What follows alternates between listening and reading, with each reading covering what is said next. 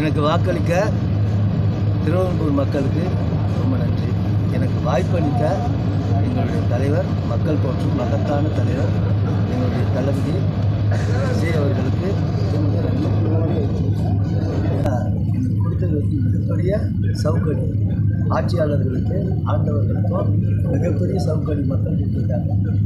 எங்கள் தலைவர் கண்டிப்பாக உள்ளாத ஆட்சி அமைப்பாடு. தமிழக மக்கள் போற்றும் அளவுக்கு ஆட்சி அமைக்கும்.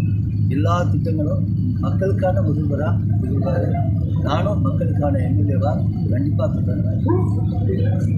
திருவெரும்பூர் தொகுதியில் நீண்ட நாள் தீர்க்கப்படாத பிரச்சனைகள்லாம் இருக்குது. இந்த அரியமங்கலம் குப்பைகள், சர்வீஸ் சாலைகள், இந்த விஷயங்களில் கவனம் செலுத்துவீங்களா? கண்டிப்பாக சார். கழிப்பறை, பொது கழிப்படம் நிறைய பேர் கேட்டிருக்காங்க. நான் வாக்கு சேகரிக்க போனது பார்த்திங்கன்னா பொது கழிப்படம் நிறைய எனக்கு 27, 28 இடத்துல தான் கேட்டாங்க. அது மக்களுக்கு அடிப்படை வசதி. நம்ம பெரிய கட்டடம் கட்டுறோம், நூலம் கட்டுறோம், இந்த மாதிரி பெரிய திட்டங்கள்லாம் செயல்படுத்துறதை விட அடிப்படை திட்டங்கள் என்னன்னு கேட்டிங்கன்னா அது நான் நேரடியாக பார்த்தது. அது எங்கள் தலைவர் கேட்டப்போ கூட சொன்னேன். பொதுமக்கள் என்ன கேட்டாங்கன்னு கேட்டார்.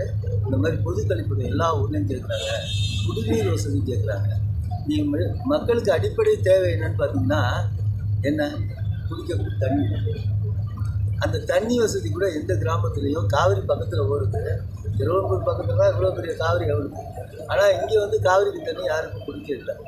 நீங்கள் ராமநாதபுரம் இவ்வளோ தூரம் போகுது, ராமநாதபுரம் கூட்டுக்குடி இருக்கிட்டோன்னு சொல்லி எல்லா மாவட்டத்துக்கும் போகுது. ஆனால் எங்கே கிடைக்கல, திருச்சி மாவட்ட மக்களுக்கு அது கிடைக்கும். கண்டிப்பாக அதுக்கான முயற்சி எடுப்போம். எங்கள் தலைவர் அதுக்கான உறுதியாக இருப்பார். அதில் எந்த மாற்று கருத்தும் இல்லை. இப்போ நீங்கள்லாம் பார்ப்பீங்க, அதுக்கான என்னுடைய நடவடிக்கைகளை தெரிஞ்சுக்கணும். கண்டிப்பாக அந்த மாற்றம் நடக்கும் சார்.